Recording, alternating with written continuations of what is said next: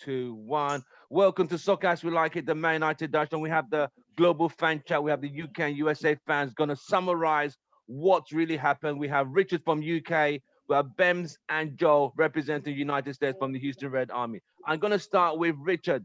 Man United 1, AC Milan 1. Yeah. As quick as you can summarize what went wrong. The mentality, we're just bottle jobs, it's been a constant theme throughout the season, so the result doesn't surprise me at all. Yeah, it's the mentality. Bems, yeah. Man United 1, AC Milan 1. What was your reaction to that? Well, I think AC Milan deserved the result from that game because AC Milan to me was a better team. I think we were poor, apart from the few moments where we had chances to score, but we couldn't put in the back of the net. I think the signs were showing in the beginning of the game where they scored. It was like 2 goals, especially the second one that was disallowed because it was a handball. The signs, I mean, the signs were on the wall, man. It was right there. And then towards the end, the fact that Ole goes defensive, like, I mean, these days, man, like going all, I mean, he went too defensive in the last 15 minutes. Yeah. Too defensive. He went too defensive and there was no out ball. So we soaked up so much pressure. When you put yourself in that position to say, you know what, I'm just gonna just lock shop. I'm just gonna sit back and soak up. In that type of situation, you invite so much pressure that I put like 7 times out of 10, the team could score. And I think it's probably on Ole the decision to go too defensive on the last 15 minutes. And then that header, man, I'm sorry, but Dean Henderson should save that. That's right. That ball was right at him. So yeah, it's typical United of the way we do, man. So yeah, 4. Right. I'm not surprised. Joe, your reaction to the game, the result. We can't hear you. Is he on mute? Yeah, it's like we have this one bad and negative gene where we have like any game is possible, right? Like on some Kevin Garnett, anything is possible. United. That's why like we were able to beat City, right? But at the same time, we have this one thing about us that like it's infectious and it'll just infect the entire team and everybody just goes brain dead. You go defensive, you don't have that many creative players. One would imagine, you just play keep away. Keep away. We had a minute and a half. Ole, I don't know. And our issue, it just seems like it's common sense. We're not doing the common sense things. Ole, we've been shaky with the ball the entire game, decides to change up the defense all over the sudden, where we had Shaw play. I don't know, sometimes he was playing center back, sometimes he was switching out with Telles at the same time. It just seemed like this isn't the kind of team where you can make all those like switcheroo changes and, people won't get, found out.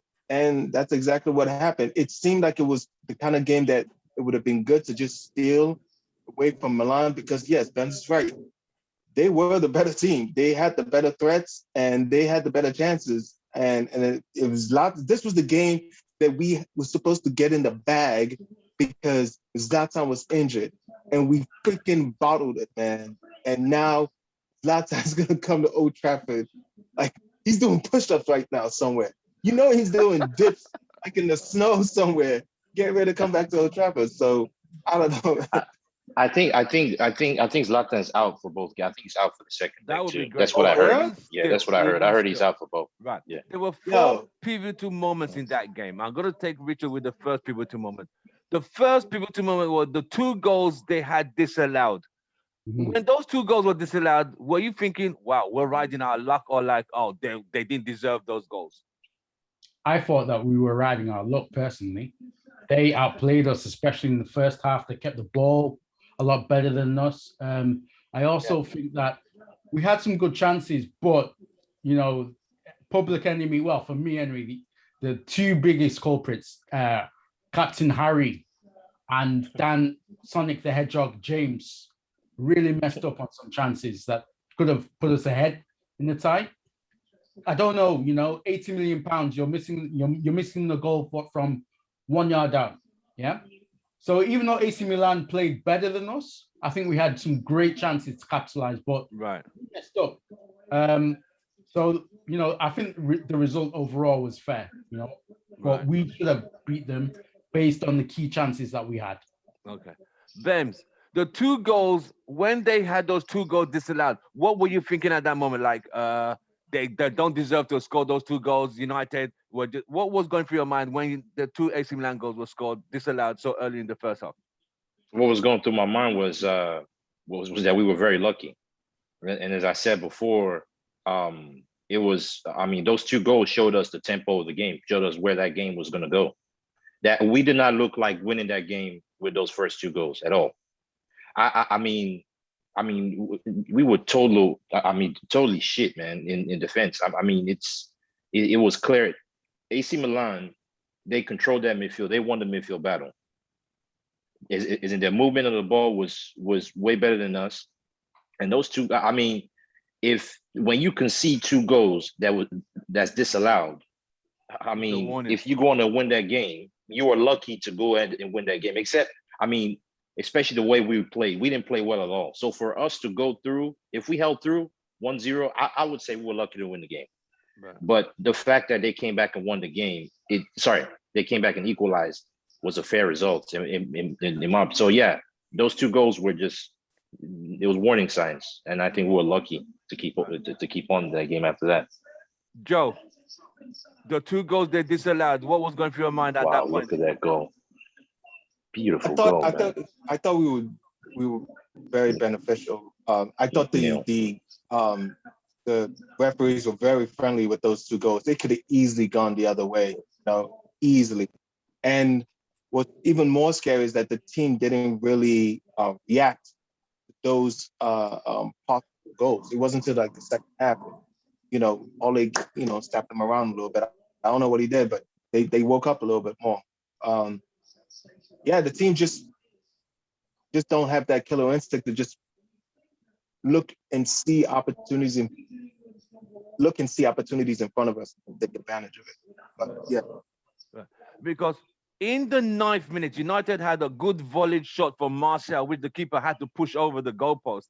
That seems to be the only one chance United did have in that first half. Then beautiful goal. Harry Maguire comes in and misses that from, in fact, 1 foot. It's literally 1 foot away from the goal. When you saw that miss, Richard, what did you think? Tim, you share the group with me with some other Man United fans. You already know my opinion on Captain Harry. Yeah, that's what I call him. Captain Harry. 80 million pounds down the drain. 80 million pounds 419. 80 million pounds bankrupt. When he missed that chance, it didn't surprise me with this guy. Nothing surprises me with this guy. This guy is so bad as a player, as a defender. Relegation 4 times on your CV, and you're the captain of Manchester United. He's not a good player. I don't care. There's no convincing that you can do to me to convince me to say, hey, Harry Maguire is a good player. The miss was diabolical, and that set the tone. Right. Joe, the Harry Maguire miss. I feel for this guy, it seemed like, I mean, it's to no fault of his own, because I don't think he asked for any of this stuff. He didn't ask for those wages because he didn't deserve them. He didn't ask for the captaincy because he didn't deserve it.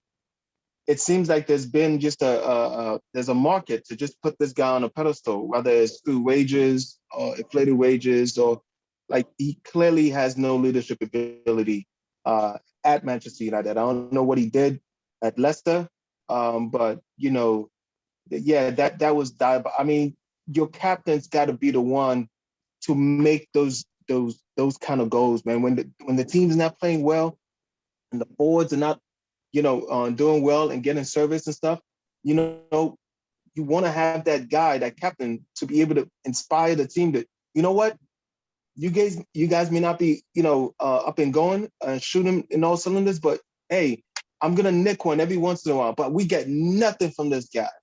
I mean, I'm not gonna say we get nothing. I'm not gonna also say he's a terrible player. I mean, he's a decent Everton mid-table level player. Certainly not good enough to be the captain of Manchester United. It was absolutely on it. He wasn't even captain for Leicester. Yeah. He wasn't captain of Leicester, was he? He was Morgan, the Morgan guy, right? Yeah. Was he one of the top leaders in the team? No, he wasn't. So it was just the England, what they saw when he did. It really was. It really was. It seemed like it was just the English thing to do. Like Rashford was too young. It seems like he was our,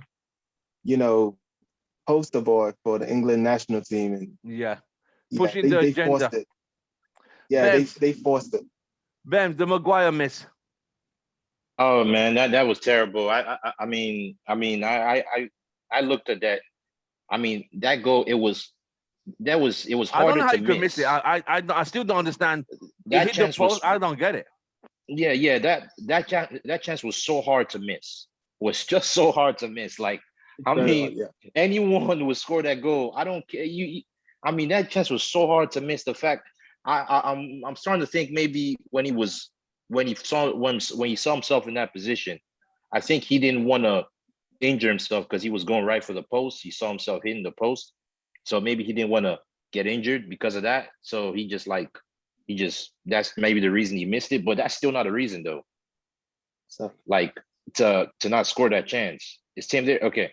But but Harry Maguire is a total disappointment as a captain. As a captain, he's I lost you though. Ben, you still here with us? You're frozen. Okay, Ben, you're frozen. All right, let's pick up. Richard. Wait, can you hear me now? Yeah, we can hear you. Yeah. Okay. Okay. Let me just finish real quick on Harry Maguire. I think the problem with Harry Maguire is that he needs a better center back to play next to him. He needs a Bailly, someone that can complement him. And of which Bailly played beside him against Milan, but he needs that captain taken off of him and give it to Bruno. But he's not a leader though. Right. You guys Richard, hear me? Yeah, we can hear you. Richard, Okay. the Daniel James miss. It was a good cross from Mason. Mason really managed to pull that ball across the front of goal. And at that point, I think the goal was empty. I think the keeper was already drawn out. I think. Yeah, I think Dan James panicked in that moment. It was a fantastic ball over to him. He was in a very good position, but he panicked, and that separates an average player from a quality player. Look, players miss those type of chances all the time. So I'm not going to be too harsh on him. My issue is that Dan James is starting a lot of games for us recently, and I just think he's no more than a bench player at best. You see, when Diallo came on, he took his chance well, and even the touches that he had on the ball was calculated.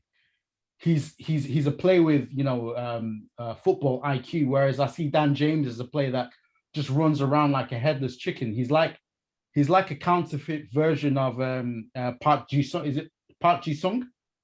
Yeah, right. Yeah.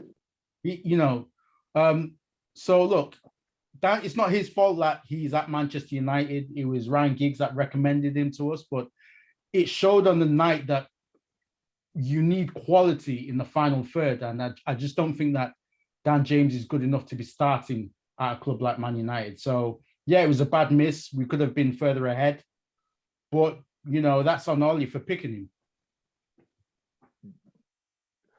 Joe, the Daniel James miss. Well, most people know my opinions about Daniel James. I think right now he's kind of like what I don't like about what's going on with Daniel James, and it's not really his fault, is that he changes when he's in the team. The style of play of the team changes the same way it changes when Fellaini was on the team. You know, it's like we have no desire to develop. We're basically just set to just sit back, and then his sole job is just to get their left back tied, right? Just that's all it is. You know, the link up play between him and the center forward, non-existent. But we see that in Diallo. The link up play between him and Wan-Bissaka, non-existent. How is it that they're not practicing that? Like, how do you not practice a whole side of your attack? You know, because when they're on the pitch, it's like freaking, like they're strangers, complete and utter strangers between him and Wan-Bissaka. So that's why I prefer, you know, Greenwood playing on the right, because even though he's not the one that keeps the opponents honest as far as like potential for us to run, you know, and hit him on the counter, Daniel James just is not enough quality either on the ball or decision making. So like it, to me, the cost of not having a viable option on the right side is too big for just having Daniel James out there running up and down. It's too big. So that's why I'm glad to see Diallo, even though it wasn't really Ollie's decision, he was forced to get him in there. I'm glad to see an option. Maybe Ollie can see that there's something there, you know. But yeah, Daniel James, he's bench player at best. And Ollie, just because he had one decent game, there are just certain players that Ollie, like if they just had a decent average game, Ollie can't wait to get him in there, you know, because before it didn't seem like he can justify him in a starting position. You know, he played Real Solo. Ben, the Daniel James. Yeah, Daniel James to me is the goal he missed. He's that was open net, man. That was I don't know how you missed that, man. That tells you the kind of quality player he is. He's terrible quality wise, technical wise. He's just complete zero. All he does is just run. He just takes the ball and just runs. How do you miss that one, man? As a winger, as a forward / winger, like that should be going in the back of the net. You can't miss that. So as far as like the Daniel James playing so many games, I can understand him playing these many games because we have so many injuries in the attack. So it's kind of like Ole really has no choice, really, because Rashford is injured, Martial is off form, and he's been injured here and there. Cavani's been injured. So, Ole has no option but to keep playing Daniel James. I can understand that. So, but at the same time, it's like, okay, yeah, you just hope to see like Daniel James make a decision or show some kind of quality, but he's just not cutting it at all. The only thing he brings to our team, he's just able to stretch the defense. That's all. Right. He stretches the defense real good. He does that well as far as stretching the defense, and he comes back in as far as his defensive. He's that player. He will keep the shape of the team. That's what he will keep the shape of the team. He's going to stay wide and he's going to come back and defend. Those are the only pros of having Daniel James. But apart from that, man, he's nothing. He's just complete nothing. Yeah. Wow. So. Oh well. Okay. So we finished those 3 points. Now, when United were forced to bring on Diallo, and Diallo now scored, you would have thought United will react and go for a second goal, but maybe he was getting ready for the West Ham game tomorrow. He started taking everybody off and forced everybody back. But at this time, McTominay and Matic were already struggling in the midfield badly. Richard, how bad was the McTominay-Matic combination against Milan on that day? I think McTominay and Matic, pace-wise, they're not very quick. Okay, so you know the Milan midfield was able to bypass us quite easily, so quickly, which was a real shame. You know, I like Matic because he stabilizes the midfield, he protects the back four well, but he's getting on, and also, you know, he's not very mobile. You know, so we needed a bit more tenacity in that midfield. We needed a bit more pace, a little bit more pressing. but we were lacking that. We were lacking that energy in midfield.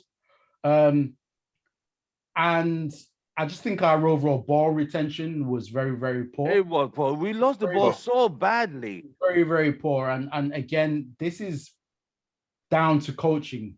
I think that we're a very poorly coached team. Wow. We don't really have many patterns of play. We don't really have a style of play that's identifiable, So I'm not going to blame the players too much. I think this is a coaching issue. Look, Fred came on and he's a bit more tenacious, but he gave away the ball in the key moment of the last minute. Again, led to the goal, which was led to the counter. Yeah, so I think that we just need to work on how we play as a team, and that's down to how we're coached. And this is why I'm never going to be behind Ole Gunnar Solskjaer and his coaching staff.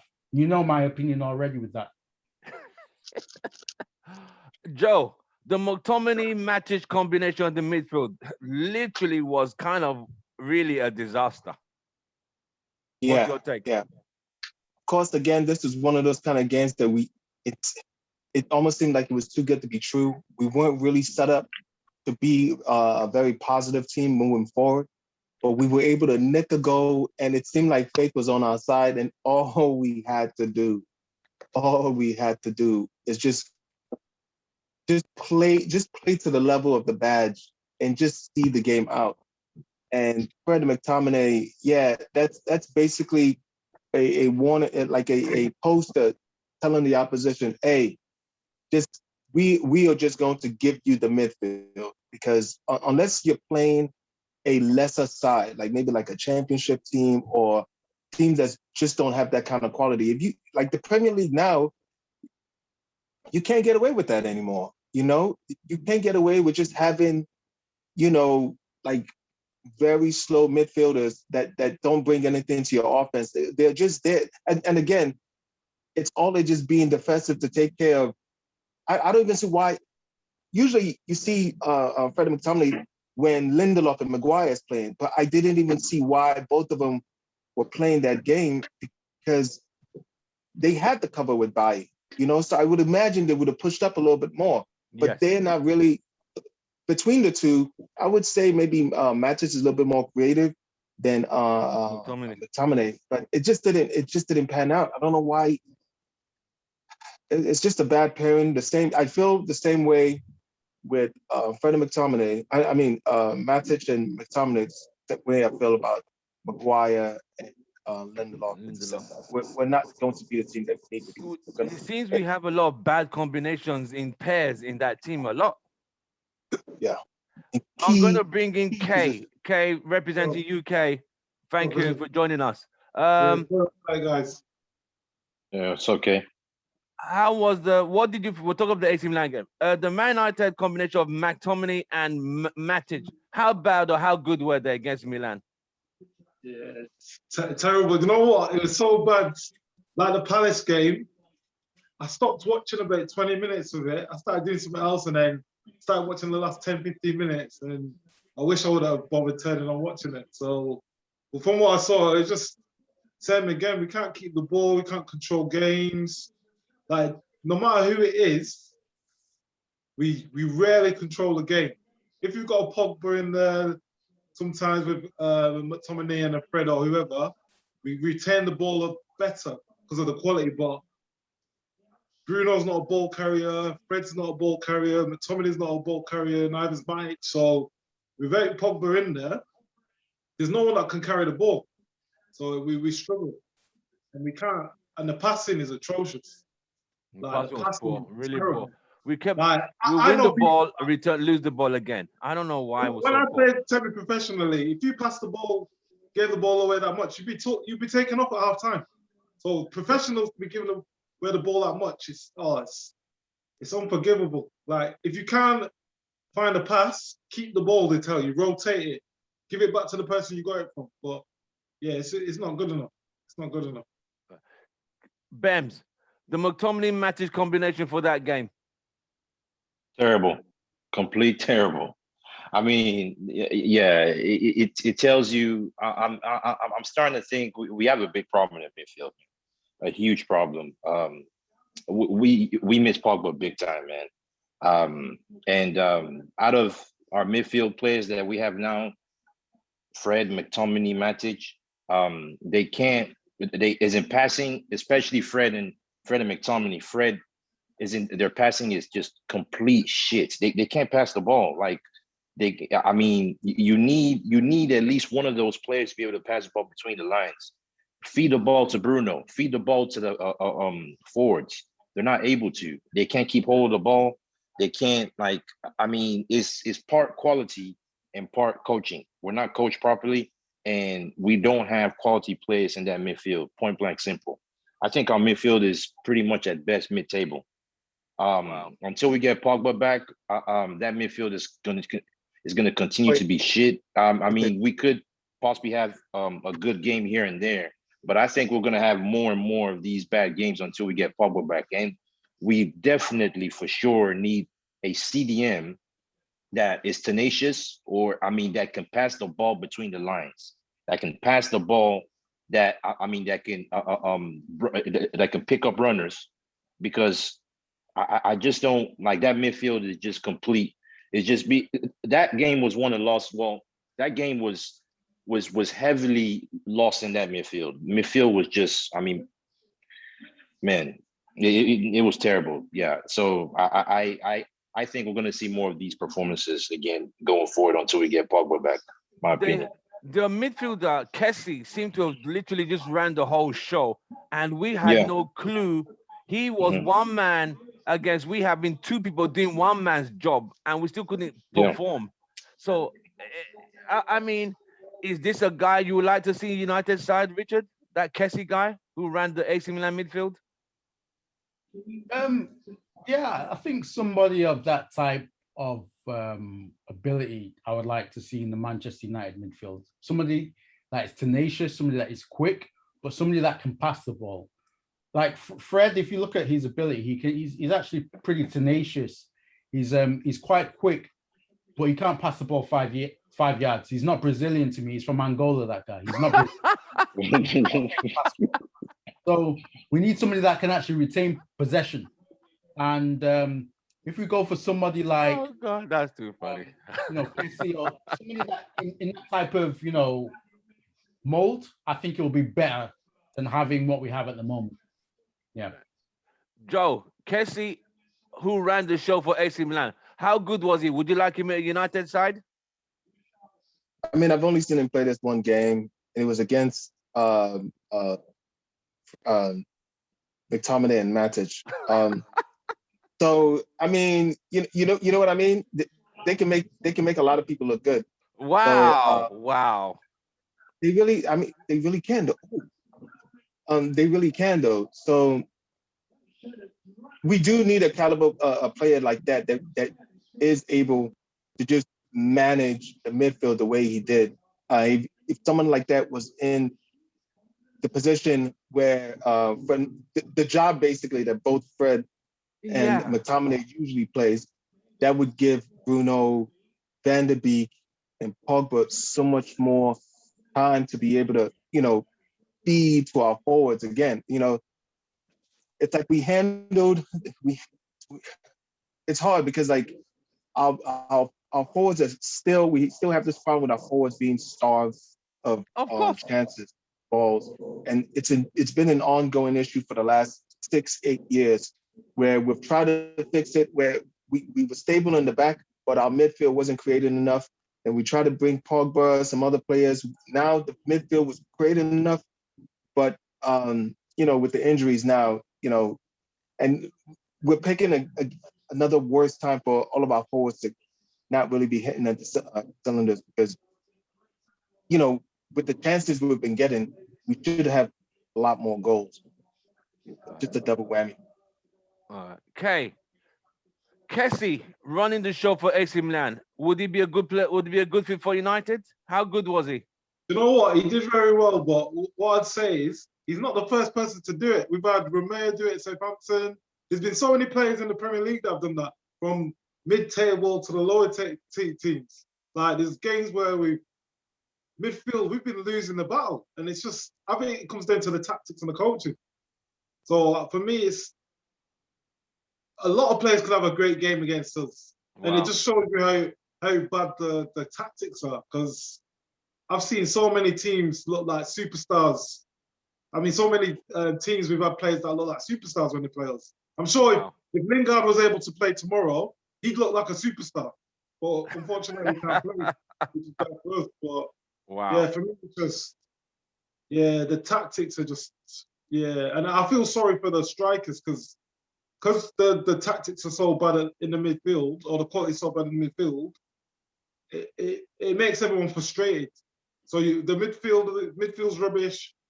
The defense is terrible. The center defense is terrible. They've got problems with the keeper. Everyone used to say we had a great spine. Our spine is non-existent now. It's a mishmash. So yeah, I don't know. We need quality, and I don't know. For me, I think no matter who we bring in, Ollie's not gonna make it quick. I can't see it because what we've seen with Ollie is we go on big runs where we win games, and then we fall off a cliff, and then when we're struggling and under pressure, like the games we were meant to beat, Palace, Chelsea. I said to someone that I wouldn't be surprised if we beat City because the 2 games we were meant to get at least a draw and a win, we didn't, and then we're going to beat City, and then people forget that. So for me, it's just, yeah, I don't know. I think, like I said before, some of you predicted out of the 9 points for those 3 games. Someone predicted 5. I think it was Richard and you and no 4. I said 4, a draw and 1 win by Palace. Ben suggested literally about 5 points max you're getting out of the 9. I think Chris says, or somebody else said that. I was thinking 9, 2 wins, beating Palace and Chelsea, and probably losing and drawing to City. But this team will never do what you expect them to do. Like I said last time, Chelsea, they're going to finish above us. Look at what Tuchel's done in that short space of time. Everyone's saying, Ollie's been here over 2 years as the manager. Forget about the interim bit. We still haven't got a clear pattern of play. And it's worrying. Like Chelsea are going to finish above. I will say, Chelsea did just have an amazing transfer. Again, and their bench is ridiculous right now. Yeah, but look how we made them solid at the back. They rarely concede. That's true, but they don't score as much anymore, though. I'd rather that than us do what we do. I'd rather let me go to Chris from UK. Thank you for joining us. I'll be with you. Bems, summarize the Kessie guy who ran the AC Milan midfield. How good was he, or how bad was United's midfield coping with him? I mean, I think Kessie is a good midfielder, but I think our midfield is just trash, and they make Kessie look even better. He's a good midfielder, but just like what Kay said, the rest of the midfield, the rest of the Premier League teams, they've done the same thing to us over this season. So I'm not surprised. As I said before, midfield wise, I think we are lacking. We are lacking a quality CDM, or we are lacking a CDM that can pass the ball between the lines, that can protect the back 4, that could pick the ball up from the back 4 and feed it directly, spot on. And then we are that's a big hole in our team. That CDM position is like it's pretty much like a quarterback position for a team. That's very, very important. We're having two players do one-man job. So that's why you see most of the time, if you look at the way Ole sets the team up, we pretty much play a back 6. We play a back 6 with Fred and McTominay is in protecting Lindelof and Maguire, and then you have Luke Shaw and Wan-Bissaka tucked in. So I mean, and then he just gives Bruno and the 3-4s just go ahead and try and win the game. That's and there's a big hole in the midfield. Yeah. It is so we definitely need a CDM that could run that midfield, and we don't. Matic has passed it. McTominay can't do it. Fred can't do it. It's both McTominay and Fred can't pass the ball to save their lives. The only pro that McTominay has is that he can get into the box and he can score a goal. That's the only thing I see that he can do. So as I said before, we're desperately missing Pogba, and we need a CDM. If Ollie goes into next season with this same midfield, Fred, McTominay, I'm at some point, I think his luck is just going to dry up, and we're going to start dropping, because this midfield is really, really poor, big time. It's just poor. Huh? He won't see December. He won't see December if. Exactly. I totally agree. If Ollie doesn't get a CDM, I think also we need a center back. In addition to a center back, we need a CDM that can run that midfield. I mean, we had Carrick back in the day. Carrick was one of the best doing that job in the Premier League, man. And Carrick is our coach.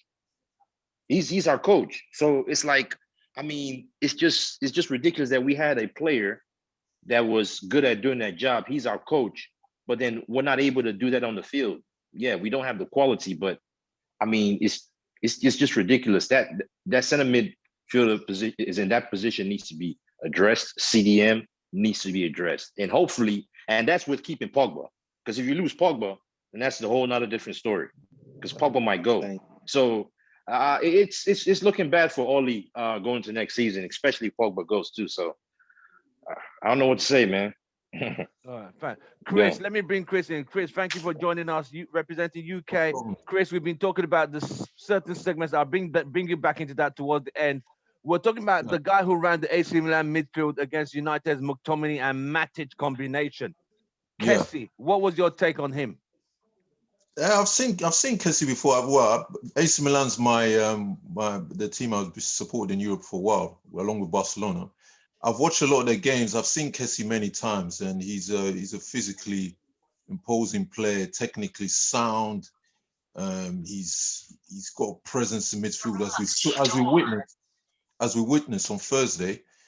To me, it wasn't really a surprise. It was not really a surprise to me, because if you look at Manchester United, as Bems just said, there doesn't seem to be, in terms of the midfielders, they lack a lot of quality, and McTominay and Matic just didn't work.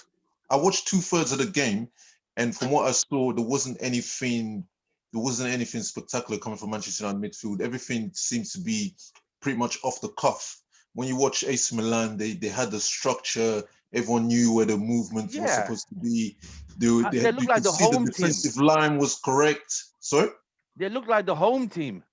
Yeah, they were pretty much in control of the whole. They're pretty much in control of the whole game. There wasn't anything rushed. Everything, there was a calmness and composure about them. Even when they were goal behind, you just didn't feel as if that they were going to lose the game, even though they scored in the last minute. Yeah, but based on the whole game, you can't say that they should have lost that game. And to me, I think this game, the playing Italian teams, how can I put this? They're opposition which Solskjaer would have difficulties playing against, because these Italian teams tend to defend deep. They're very well organized. They're very physical, and they don't allow you space in behind.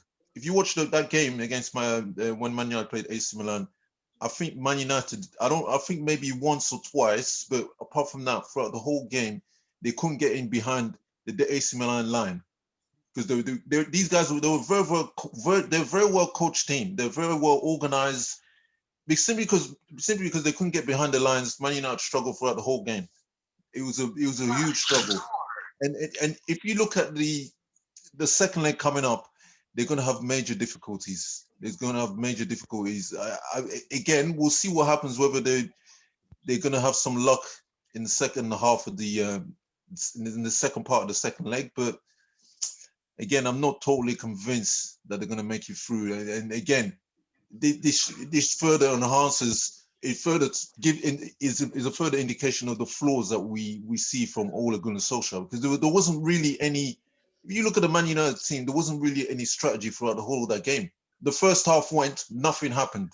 Second half, it was very up and down. There wasn't really, you can't really say they had a fluency in their game. There wasn't a fluency. There was no, I don't know what the strategy was. Everything was just give it to Dan James. Why was Dan James playing? Dan James he's not a starter for Man United. It just doesn't make any sense. McTominay is not a starter for Man United either. It's not good enough. It's not good enough. In the summer, I agree with what Bems is saying. They need to get a bruising central midfielder. They also need to get a holding midfielder in there. And of course, we know about, we talked many times about the weaknesses at the back in terms of the centre halves. We know that already. I also believe that they need to get a right-sided fullback to compete with, so that one with Saka can have competition. And especially they need a striker as well. It doesn't look like Cavani is going to be hanging around because he knows already that he's on a sinking ship. A ship that's going to nowhere. Oh, Chris, come on. Chris, that's a bit harsh, Chris. Whoa. Hey, whoa. He was out in the abyss. He was out in the abyss before we threw him a life preserver. Joe, I will come to you. No, actually, no. Chris is correct, man. Chris is correct. We are slowly sinking. We are slowly sinking. Yes, we are. Yes, we are. Yes, we are. I totally agree with Chris, man.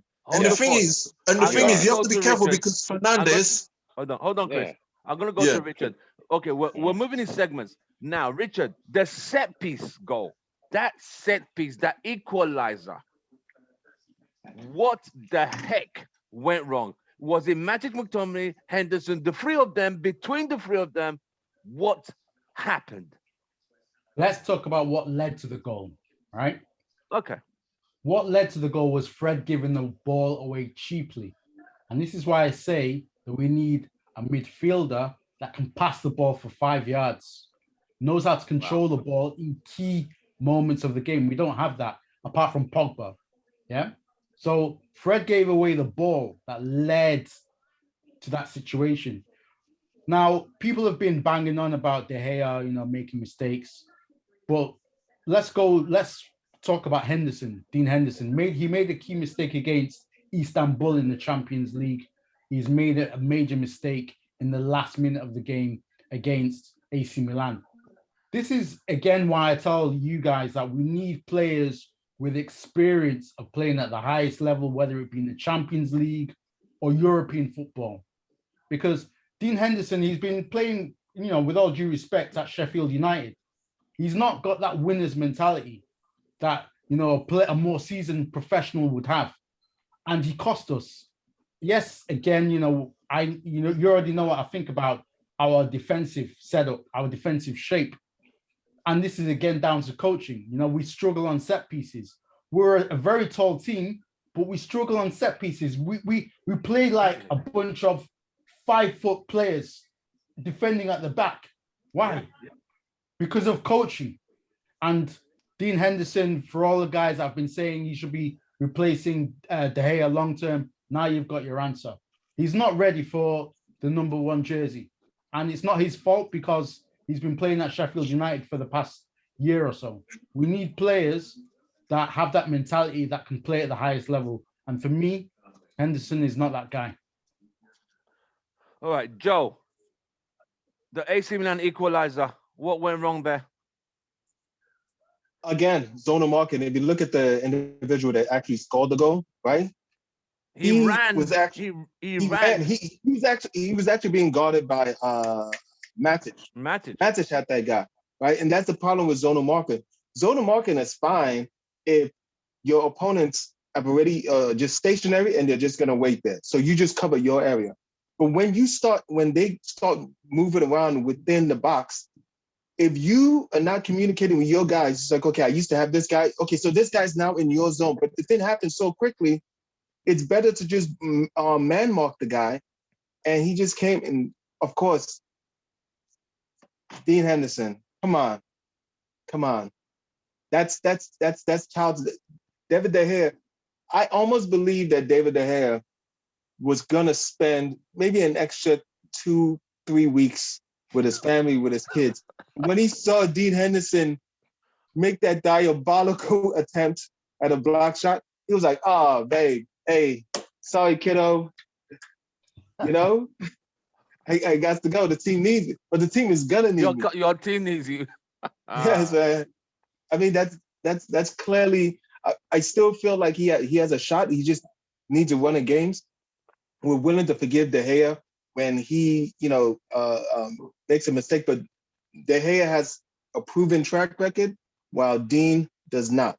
So zonal marking, again, another common sense thing that we should fix, that we can fix, but we, for whatever reason, refuse to fix. At this point, we're refusing to fix this problem. Wow, that is deep. Chris, the last minute equalizer, what went wrong? Man, when I saw that goal, my eyes just popped out, man. I was like, what the hell is going on? And then, the thing is, I don't know if we talked about Dean Henderson in the past here or not, but to me, like what Rich said, he's not the caliber of goalkeeper that Man United should be having as number one. They said he's very commanding. He catches the ball in the air. That's what the agenda is from the press. Well, that he should be United number one. Yeah, it's the British press who are trying to put him on the pedestal when he's not on that level. We have to be realistic. Look at the level he's playing. He's been playing Championship football. Sheffield United relegation battle. They're gonna get relegated. This is his kind of level, and you see the goal that he conceded. It was so poor. I mean, De Gea wouldn't have conceded that. It was straight at him. Actually, it was straight at him. It really is shocking when you watch it again. You realize that, wow, this is Manchester United's number one goalkeeper. I'm sorry, but he's not the caliber. He's not the highest standard that Man United should be acquiring for. If they're not gonna continue with De Gea, and personally, to me, I don't even know how they're gonna release him. He signed a new contract recently. He's on big wages. What other club in the world is gonna afford the kind of wages that he's on? Unless Man United 75 a week. There you go. Mm-hmm. And are there any other quality goalkeepers out there that Man United can aspire for? Would they even want to come to Man United? They had our rivals. Man United don't really have ambitions of winning anything. They have ambitions of finishing in the top four. That's realistically where we are, isn't it? That's realistically what the owners aspire for, which is, it's a sad indictment of the situation at the club at the moment. I mean, you look earlier in the week, the new what's his name? The new guy that they appointed, the director of football. John Murtough. Yeah. Who's John Murtough? Who the hell is he? We will come to that. We will come to John Murtough toward the end. Okay. The last minute equalizer, what went wrong? It's what we've seen time and time again. When it comes to set pieces, with teams that are well drilled with set pieces, they attack the ball and we react to what they're doing. By the time we react, it's too late. I watched it back just a moment ago. By the time the ball came in and the guy headed it, you are sure, but no, I think you had McTominay, Bailly, and Maguire. They were like 2 yards away from each other. They just no one wanted to attack the ball, and that's the thing. Because he dashed towards the ball. He ran and turned his neck to hurt. But our players, we just it's like I was saying it to someone that people like Raphael, the Evras, the Vidic, they'll put their body on the line at all costs. Whereas our team, the only one that I can say that'll do that is a Wan-Bissaka. When he's one-on-one, he'll put his body on. Bailly does it to an extent, but I think with this zonal marking, it doesn't help Bailly. I don't think it makes Lindelof and Maguire not look as bad, but someone like a Bailly, you say to him, go and attack the ball, he'll do that. Well, obviously, they're under instructions to be in a zone, and I remember Liverpool used to do it with people like Danny Agger, and who was the guy with the bald head? Oh, Skirtle. They used to do zonal marking. They used to concede so many goals, even when they had Hippier. Zonal marking so outdated now. I don't think it works in modern day football, and especially when you haven't got a manager like ours. His attention to detail is not great. They'll remember the game where someone took a throw in, and half our team were like, no, I think it was a couple of weeks ago. Istanbul. Fred threw the ball to the opposition. Luckily, they didn't go and score. And it's like, that was Istanbul. Istanbul. Yeah. Matic was the last man chasing Istanbul, Dembele, whatever his name is. For me, and with the Henderson thing, where in the hell would you ever say to a player, give him a few games? What happened to going and earning the right to take the shirt? You take my shirt if you want it. No, I'm not going to give it to you. You wouldn't do that. Like, that's not happening with Greenwood, is it? We're not saying Cavani, Marshall, and Rashford, you take a time out, Greenwood, you're going to play a run of games. You have to earn the right. And for me, he's not done enough. And it's just showing now that we're no better with him in the goal than De Gea. At least we know De Gea's been through the dips and come out the other end. With Henderson, it's the unknown. And if you upset De Gea, then we're back to route one. We're back to where we were with Romero. We upset him now, a great number 2, and now we're having problems with 2 keepers, and one of them has to go. So yeah, it's a problem. But instead of solving problems, everyone's saying, "Oh, Ollie, he's come in, he's made Pogba feel better. Everyone's feeling good." I think he's created more problems there. Right. Like, be honest to Henderson and tell him, go out for another season to a better club, or we'll put a buyback clause in and sell you. You don't come in and just get rid of someone that you've had at the club for almost 10 years, who's won Player of the Year, 4 times? Like, it's disrespectful. He's won 2 league titles under Sir Alex. Yeah, it's distasteful for me. And it's only because he's British, like we said. That's why McTominay's playing, and he gets away with stuff. Rashford gets away with stuff. It's just, yeah, it's disgusting, to be honest. And it's going to cause a rift. Of course. Bems, last minute equalizer. What went wrong? Yeah. Just like everyone else has said, it's I mean, set pieces, man. We are terrible on set pieces, zonal marking. That's down to coaching, man. Simple, down to coaching. I don't know how we're being coached on defense. I don't know how we're being coached on set pieces. I really don't know, man. It's and time after time again, it always happens.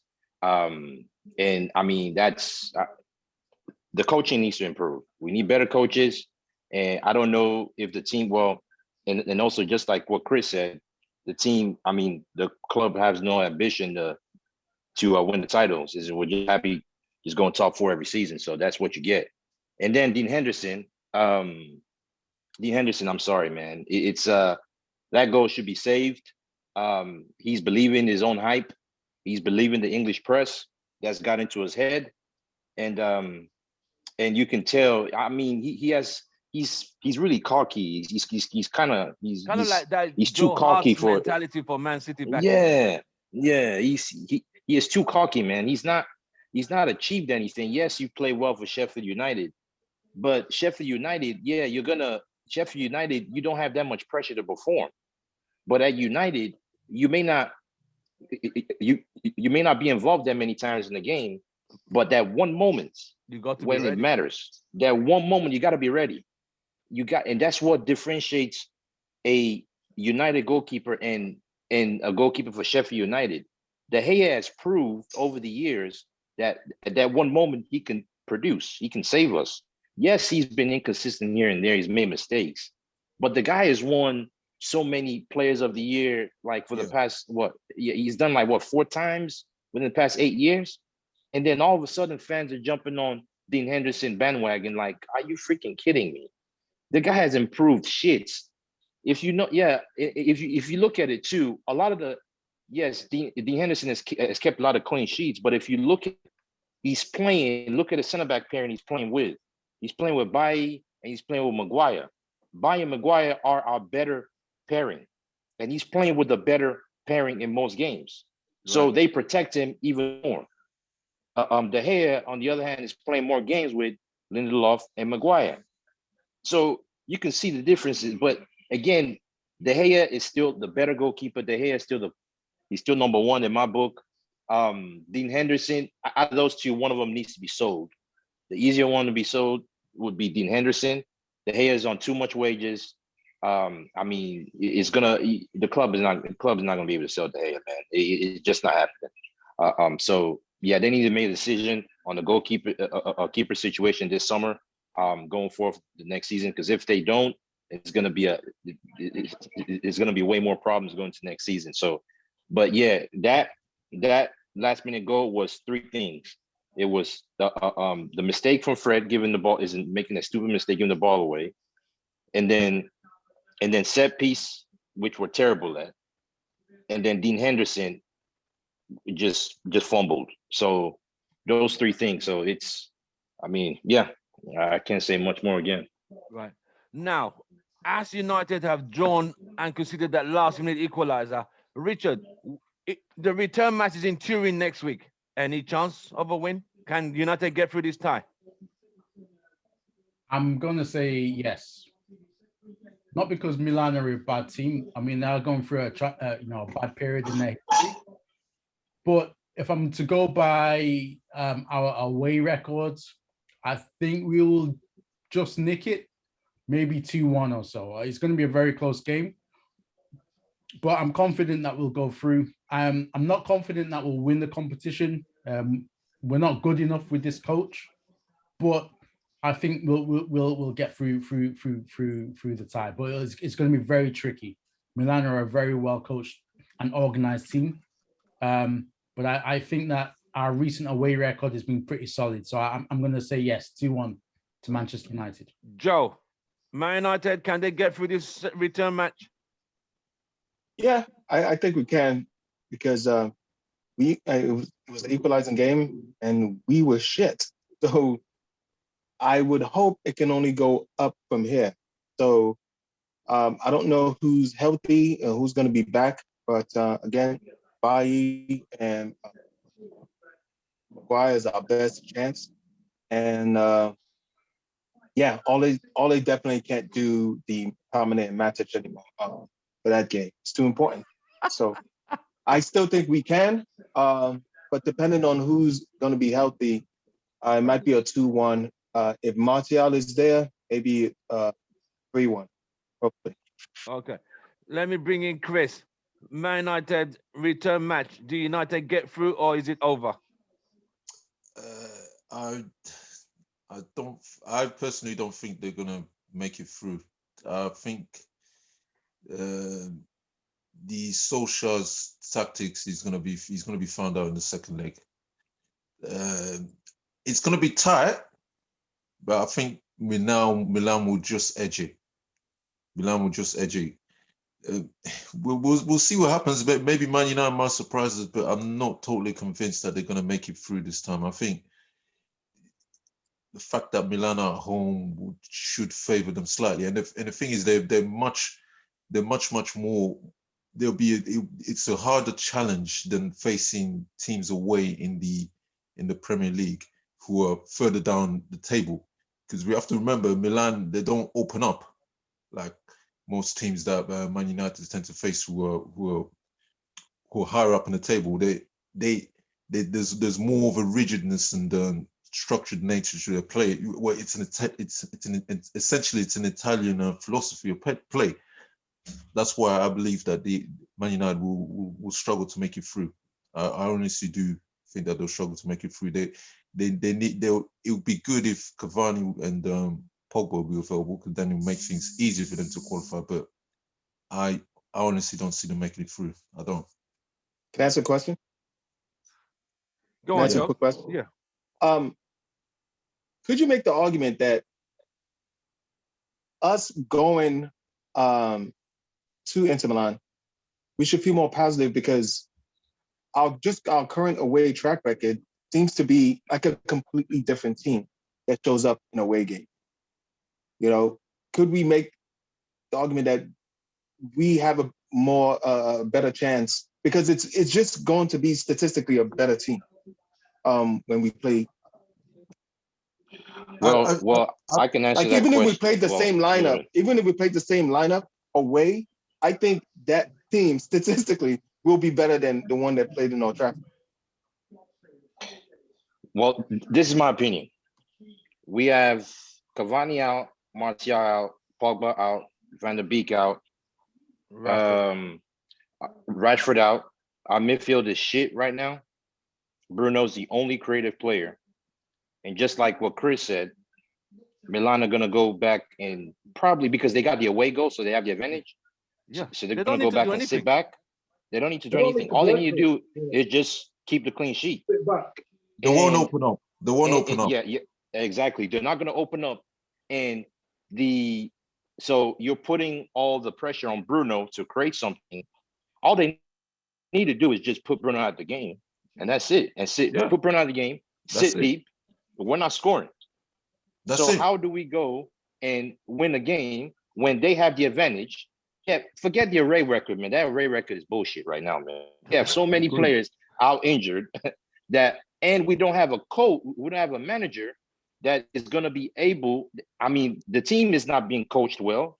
We don't. I mean, if we had a style of like, if we can see patterns of play, and we had a better coach, we had a better coaching system, that's different. But we don't have that.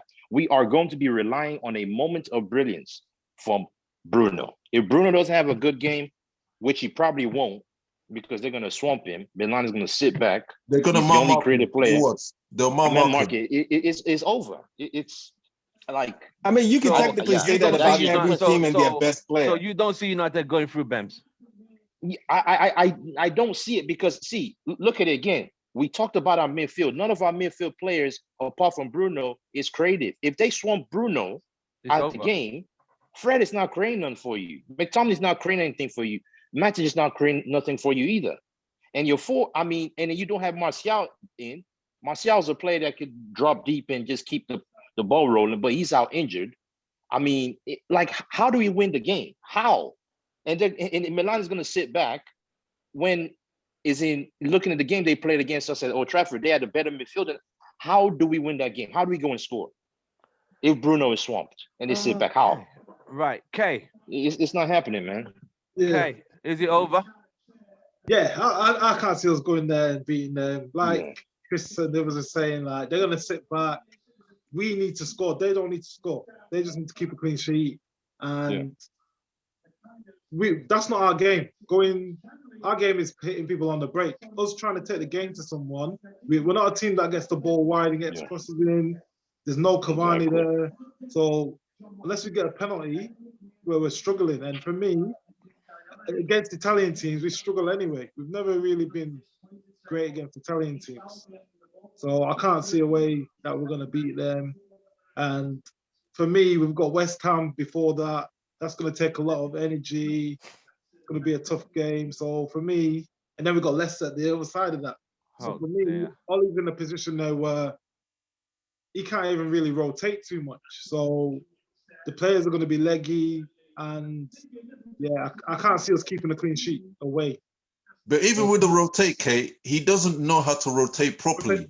The right players. Exactly. Yeah. Yes, exactly. He takes the easy option. I totally agree. He rotates the players that he doesn't want to offend.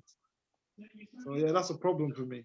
So I have Chris, Bems, K, game over. Richard, Joe, there's a chance they might make it, they might sneak it. Right, that's fine. Now, as we can see, before we go to Turin, we have a question of West Ham tomorrow. Richard, what's going to happen tomorrow? What do you predict? Man United at West Ham? I think that'll be a draw. A draw. Wow. Yeah. You don't see 3 points No. for United? No, West Ham are on really good form at the moment. Lingard won't play. No, he's not playing, but even without Jesse Lingard, I think that they'll make it very difficult for us.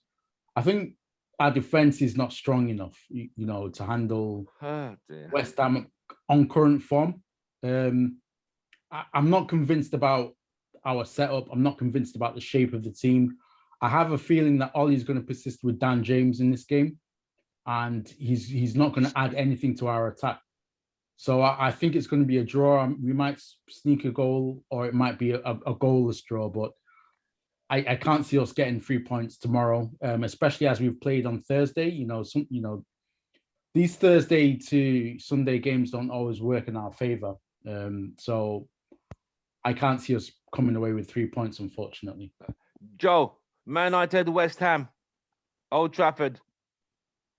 Yeah, it looks like it's most likely a draw at best. So you can't see 3 points. It's gonna be difficult because personnel wise we just don't have it. Wow. Pogba, yeah, he's probably gonna play Dan James because I don't think even though Diallo scored, Ollie's too stubborn. He'll probably hope Dan James does. Even though Dan James is probably with the way he's been playing, I would imagine that because of West Ham's form, he'll probably going to come at us a little bit more, and he'll try to hit him on the counter. So he'll probably play Dan James. Other than that, if Martial's not playing, Greenwood's going to be up top. I would hope Rashford's back, but yeah, it's probably going to be maybe Chris. even a 0-0. Wow. Chris, Man United, West Ham. Yeah, I'm going along with the guys as well. I see a draw as well. Wow. I think it's the Europa League game on Thursday is going to make them very wary. They're going to be leg wary in that game on Sunday. It will be shown, because if you look at the whole season, like Solskjaer, in terms of rotation, it's just very bizarre the way in which he rotates the team. It doesn't make any sense.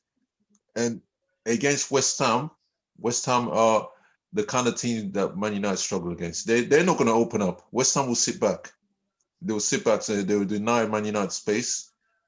If Man United are not careful, they will end up losing the game. But I don't see them winning tomorrow. I really don't. What's happened to Van der Beek?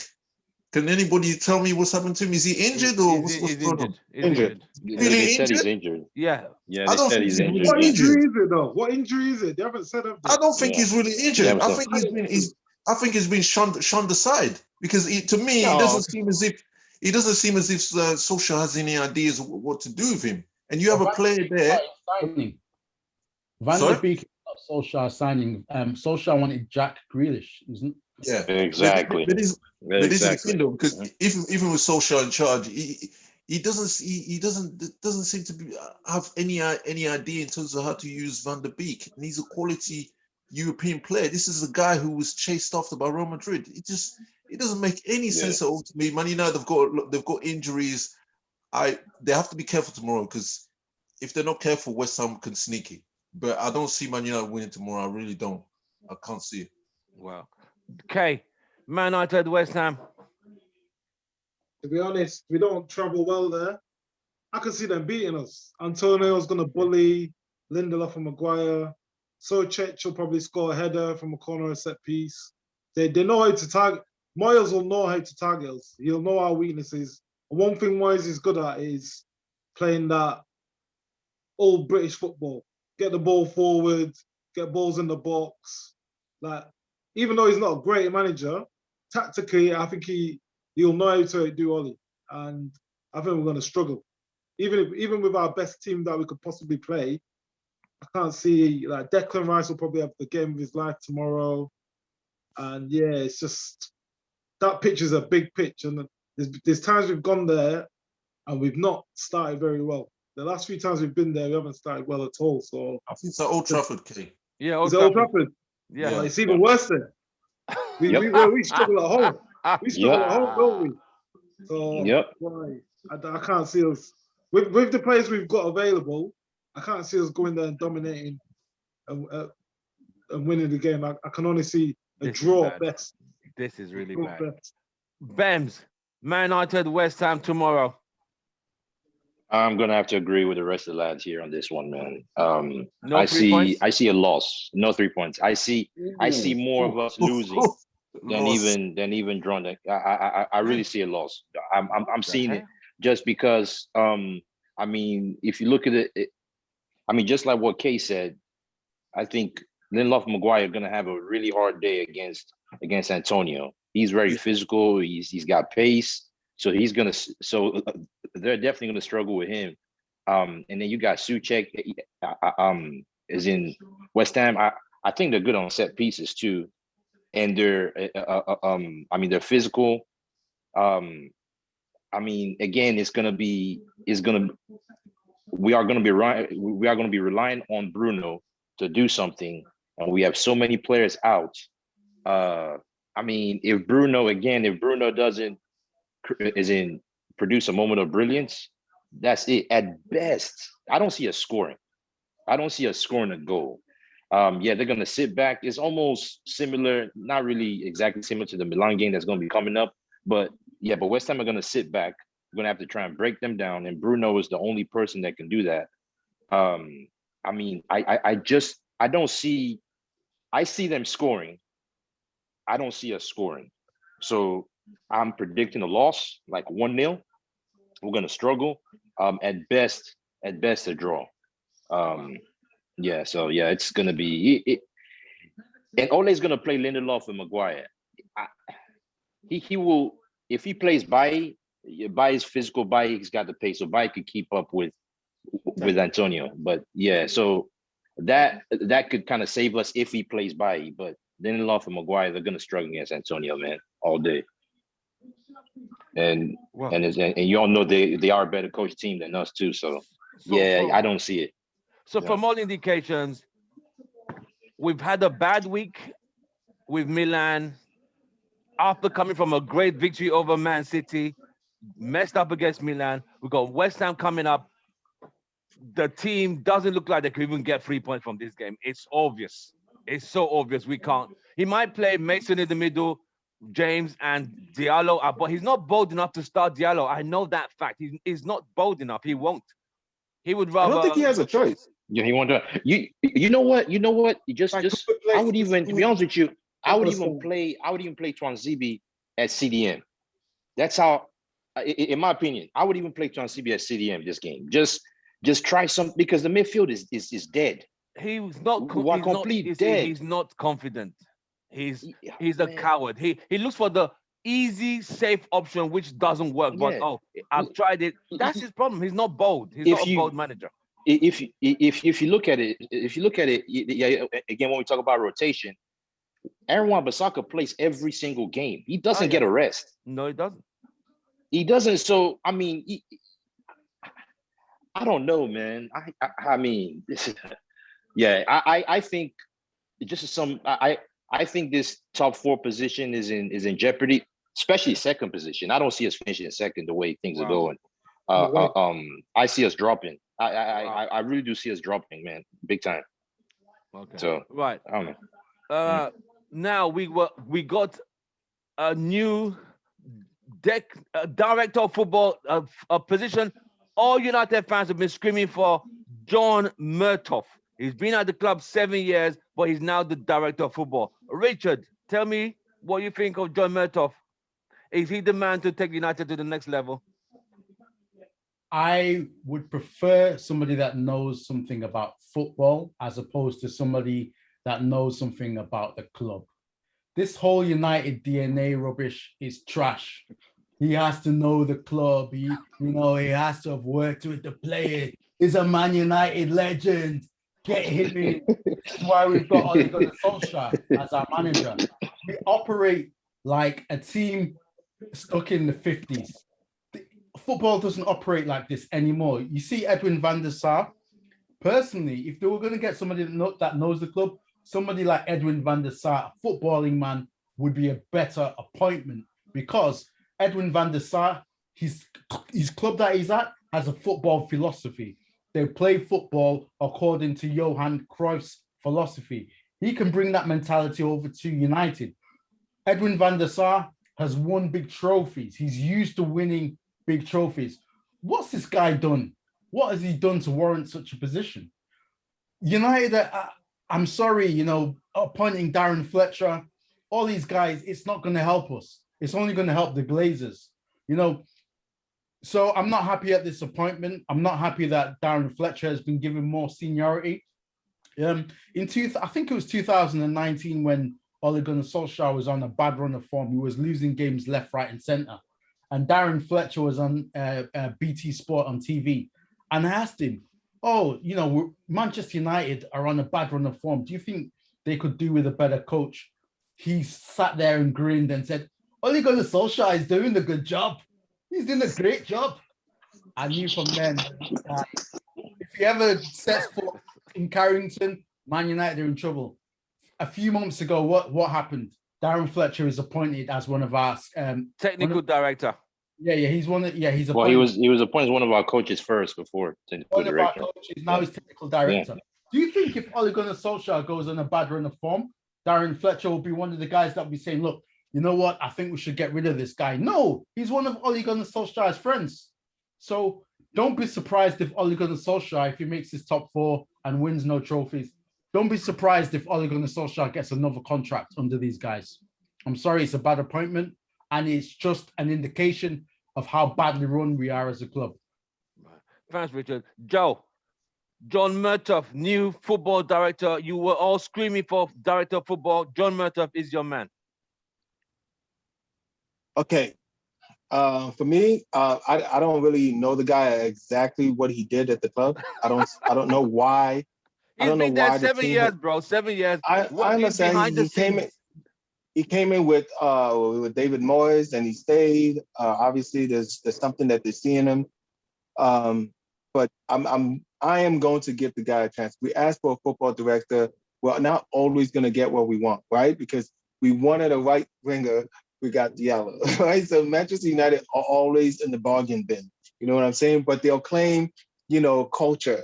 You know what I mean? So I'm willing to give the guy a chance. I'm glad that maybe the entire decision making has been, at least in the public view, has been taken away from Woodward. Has it really But, been? Has it really I, been, bro? and I don't know. And the reason why I'm worried about this situation is because usually if you look at it in the corporate world, right? If you have somebody that is maybe getting somebody on the executive level or whatever, or a leader that doesn't necessarily know his job, is not great at his job, right? He can do two things, right? He can get the next guy below him that knows the job, right? And just delegate all of that to him to make himself look good. Or he could just get somebody in there, right? That's just not going to expose him, and all his shortcomings. So I don't know exactly what this is, right? He could have easily gotten somebody. I know we all have Schmeichel. Was it Schmeichel? No. Van der Sar in our heads, right? But there's no guarantee that Van der Sar is going to be that great. I mean, we can. We never get our first. Why don't we always get someone who's tried and tested somewhere else, and we could all see the results? Why do we have to go look for some old boy who knows the culture? All that, like Richard said, that's all bullshit. It doesn't work. It's a survival thing, right? It's a survival thing for Woodward in the we're always corporate surviving. sense. When are we going to come out the show? We're always struggling to swim. Why? 7 years, we're always still surviving.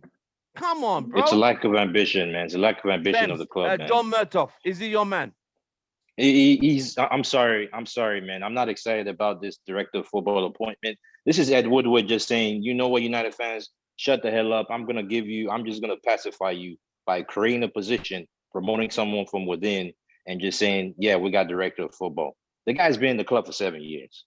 And Ole, in his press conference, a couple of days ago, he said, they asked him about that question about director of football. Ole said, well, nothing's changed. We're going to continue as is, like the way we've been going. So basically, it's just a formal, just change of position. So if Ole tells you it's going to continue as is, nothing's changed, what does that tell you? So this John Morta is not going to do anything. It's just Ed Woodward taking the cheaper route, or the club taking the cheaper route of not going out there to get an experienced director of football, someone that is proven to do the job at other clubs, to come in and take United to the next level. And so it's the club showing lack of ambition, just like we've always done. And it starts from the board, and then the second is Ed Woodward. It's this appointment is just, it's not going to change anything. I don't trust that. Again, yeah, we can give him some as in time, give him a chance, but it doesn't change. It doesn't change jack shit. Ed Woodward is just pacifying us fans. That's all. Right. It's not. Yeah, Chris, it's terrible. John Murtough, is he your man, director of football? No, it's not my man. He's not my man. His appointment is no way, my man. He's far from my man. But to me, like. It's in England, they call this appointment job for the lads. That's what they call it. Essentially, that's what it is, because you look at it, he's a yes man. He's been put there as a yes man. He's a yes man for the Glazers, for whoever. Ed Woodward. Ed Woodward. He's somebody that can easily control. If you had somebody who knew what they were doing, high caliber, top level, who's got the CV for it, he wouldn't be taking any of the nonsense that the Glazers or Ed Woodward will be telling him, because he wants a direction. He wants the club to be going in a certain direction. Mm-hmm. He wants certain signings. he bring fear to the Glazers, but they don't want that. They want somebody that they control, mollycoddle. This is what Manchester United are not about. It shouldn't be this way. And unfortunately, it's the circus tavern of Manchester United just continues to unravel itself. And we're seeing this time and time again. You look at the way things are being run from the top. Money's been taken out of the club. And then you go further down, you got this disgraceful appointment, and then you go with the ongoings on at the pitch, not achieving anything. It's insidious with exactly where the club is at this moment in time. The club is nowhere at this moment in time. It's not ambitious. They're in the middle. They're in between. And like, what more can I say? I mean, his appointment is really, it's so substandard. It's just comical. It really is comical. I don't really know what more to say on it. It's very embarrassing. It's very embarrassing. You like when I saw this, I was like, what the hell? Who the hell is Murdoch? Tim, you telling me he's been there for 7 years? Yes. Personally, for me, I've never heard of him. They said they call him Mr. Fix It. He fixes all the transfer problems behind the scenes. Okay, Mr. Fix It. Okay, I've never heard of the dude. I've never heard of the dude in my life. We're still having problems. What is? Well, you still have Bill Jones still has a contract. You still have Matt Judge that's going to be doing the negotiating. That hasn't changed. A banker. Matt Judge is now director of negotiations. Matt Judge is director of negotiations. From Westham University with Woodward. So you see, it's an all buddies club now. There you go. It's a buddy system, man. Okay. John Murtough, is he your man? Director of football. I'll say, yeah, for me, they've put him in, and they've not even called him a director of football. They call him a football director. So for me, straight away, that says to me, they say it's the first time we've had this role. So you're meant to get the best person possible, not someone that was a sports scientist 7 years ago. And the reason they call him the Mr. Fixer is because of what he's done with the women's game, and he brought in a few academy players. This is elite men's football. Doing stuff with the women's is one thing. Look at Phil Neville. He did all right with the women's England team. You think he could ever go to a top 6-7 side team? Like, for me, it's just like you said, it's another layer to protect Woodward. He's like an elbow pad or a helmet, so Woodward doesn't get thrown under the bus in the media. This is like, oh well, this guy's doing it now. Just like Darren Fletcher, it's all layers to take the attention away from the Glazers, and because he was there, that Murtough was there when Mourinho was there, so it's not anything new. He's been there. He like someone said earlier, Moyes brought him in, and when Moyes brought him in, he was a sports scientist. So where's he learned how to be a football director?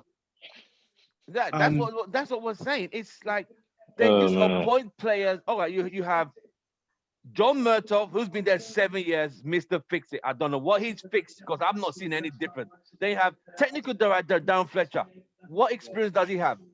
They have head director of negotiations, Matt Judge, who has fumbled so many. So you're looking at like same circus, different clowns. It's the same thing. They just, whereby you repackage something, put a new bow, but when you open it, it's the same crap inside the parcel. That's what we have, and that's what we're giving us. Well, so all those people this is a way of shutting the people down without saying we need a director, because some people would just say we need a director of football, we need this. And I remember Matt saying years ago that the best we'll ever get is a technical director. The fact they've employed two at the same time, that's alarm bells to me. Why would you need a football director and a technical director? Like it doesn't add up. It just shows to me that they're doing it to quieten people up so that people can say, what are they going to say next? Oh, it's the Glazers. But then they'll say, well, we've put this person in place. We've put this person in place.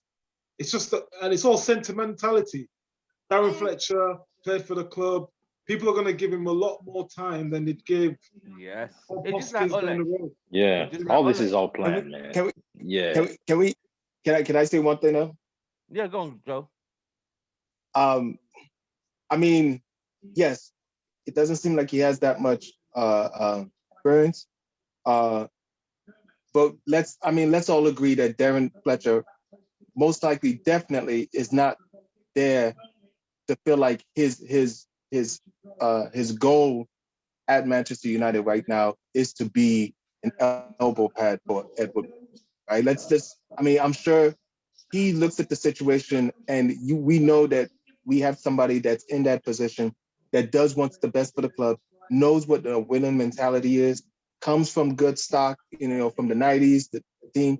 So, that's why yes. If it's worked, But what is it's okay? worked, But right? what Whatever they experience tried does to he do, have? it's working right now as far as like being us giving him a chance because he is who he is. But I'm not going to start dismissing the appointments before we just got to give him a chance. We give everybody a chance on the pitch. Let's give him a chance to the boardroom as well. Okay. I hear what you're saying, but with the technical director, Fletcher's obviously he's played at West Brom, he's played at Stoke, so he's seen things at other clubs, but he's another one that's going to be learning on the job. His job is basically to implement a philosophy and the way of playing through it, the academy up to the first team. And will we see anything change? I'm wary. I can't see much changing, to be honest. I can't see much changing.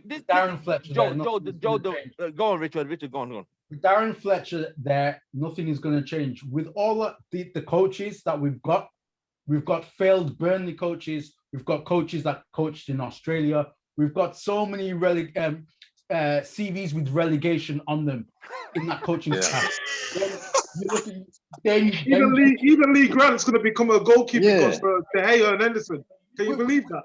So let me just break things down. Our coaching staff. I don't get the whole Lee Grant thing either. Coaching staff is a sham. Yeah. Then you got technical director Darren Fletcher, who was Ollie's friend playing in the 90s and the early 2000s. That's one of Ollie's old boys playing as technical director. What Manchester United want is an old boys club where on a Friday night they can all get together and go for pints. That's all they want. They don't care about the quality that's coming in. They just want a group of lads that just want to drink and talk about the good old days under Fergie. That's all we are right now. Sentiments FC. That's what sentimentality. 100%. 100%. I agree. You know whereby you're putting an old band back together that had hits in the 90s and 80s. Let's put the band back together with no new lead singers or new lead drummers. We just pick the old band and make it. Listen, some things have to be left in certain times. Most of you would not remember, in the 80s, Liverpool had greatness. Absolute greatness. But they always promoted within. The same guys, when the assistant manager left or the manager left, they brought in the next one. Bob Paisley, Joe Fagan, Ronnie Moran. After they got to 90, it fell apart. That model can only go so far. You need somebody fresh, new ideas, new direction, new vision. Not the same guys. You want to do what Fergie did. That era, football has changed. We can't bring the Fergie era back. The Fergie players played under Fergie. Their ideas need to come to today's football, not 1999 treble time. Times have changed. People don't play 4-4-2 anymore. It's changed. But these guys haven't changed with the time.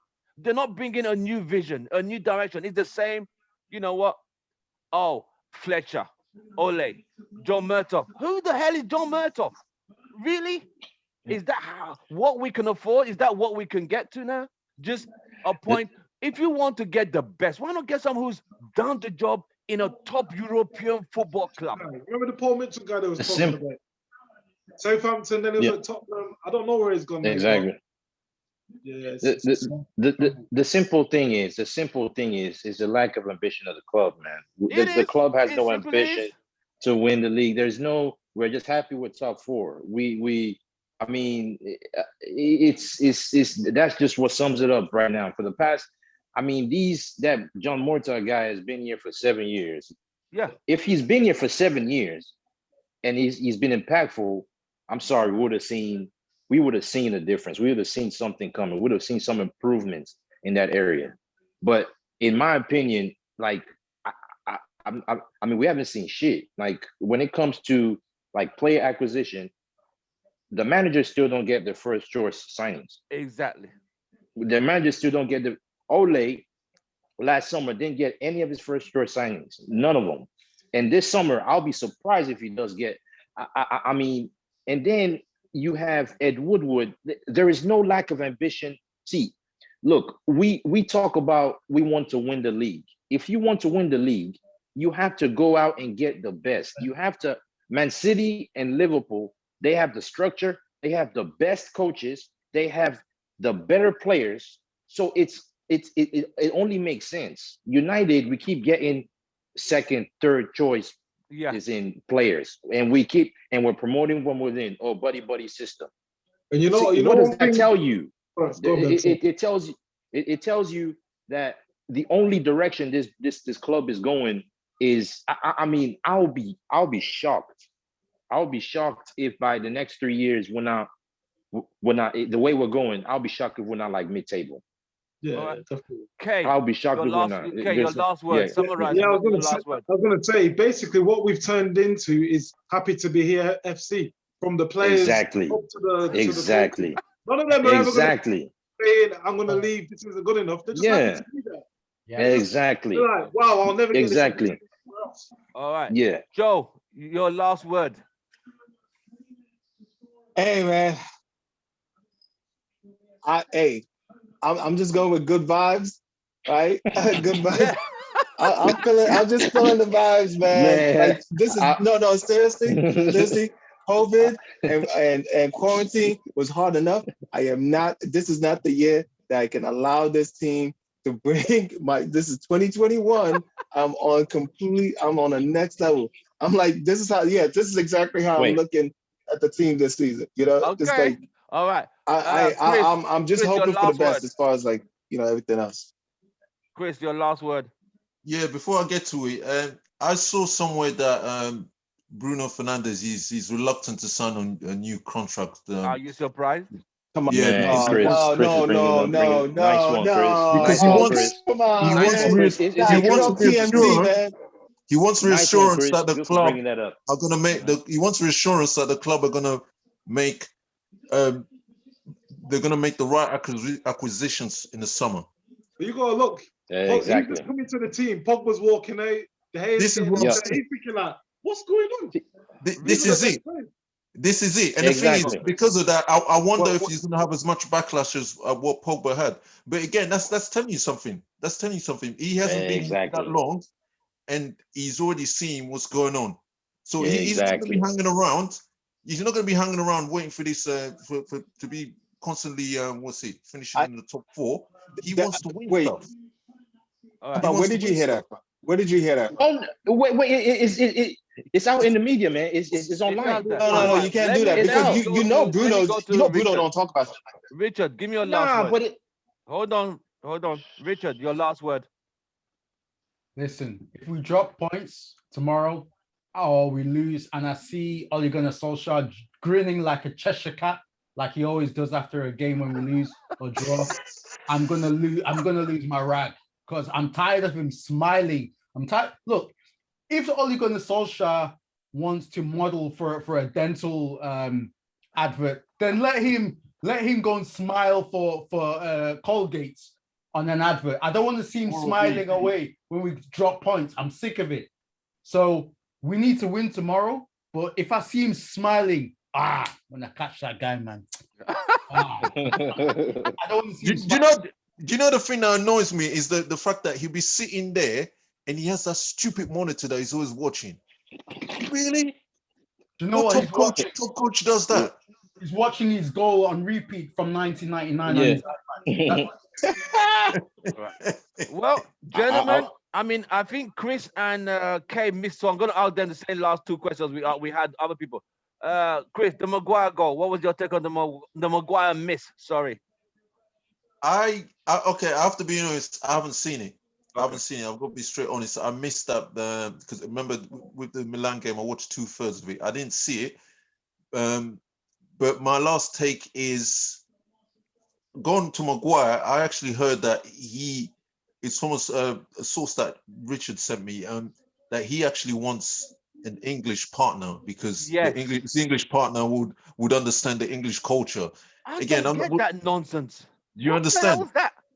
Yeah, What? again, that's a discussion for another time. Again, that's a whole load of nonsense. Oh, Apparently, get him the fuck Maguire out. wants No. a centre back who's from an English culture.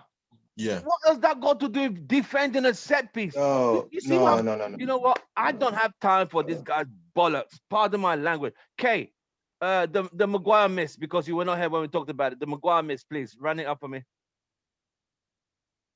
Yeah, for me, I don't know why. No, not many people bring up. Everyone used to say sure about how he looks, about his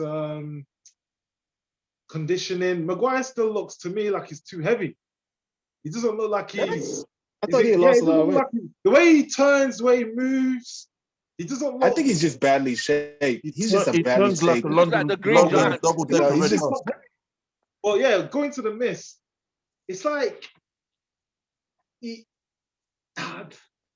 It was He did- 1 yard away. I mean, I 1 think, foot. I think he was scared of hitting the post. Whereas if that was a Rio or a Vidic, they're getting the goal. If they hit something, so be it. He just, I think he's so protected in that team because he's the captain. He's been undroppable. While Ollie's there, it's like he's got the United Nations around him. No one can touch him. Yeah, one thing another manager come in, Mm. he'll be getting turfed out. It's true Yeah, what you're please. saying, Kay. I'll just add in there quickly that if you look at most of the games, I bet you tomorrow when they're playing West Ham, he's not gonna be on Antonio. They're gonna leave him Antonio with Lindelof. Watch. Exactly. He's such a coward. He runs away from responsibilities. He does run away from Exactly. stuff. That's the doing one job thing for I the hate team. most. He's trying to protect Exactly. his position. And that's not a team player. You Yeah. gotta look after Yeah, each exactly. other. If I make a mistake, Yeah. I'll cover you. It's bad. Well, And that's when you Maguire got is not people one day that like taking- that, Well, gentlemen, we've come to the end of the Yeah. show. We have spoken to the UK and USA fans. Don't forget to subscribe to our channel, Soccer As We Like It, the Man United Doctor. Share our content and watch our like our videos. We've had Chris, Kay, and Richard from UK. I've had Bems and Joe representing USA from Houston Red Army. It has been a calamitous week.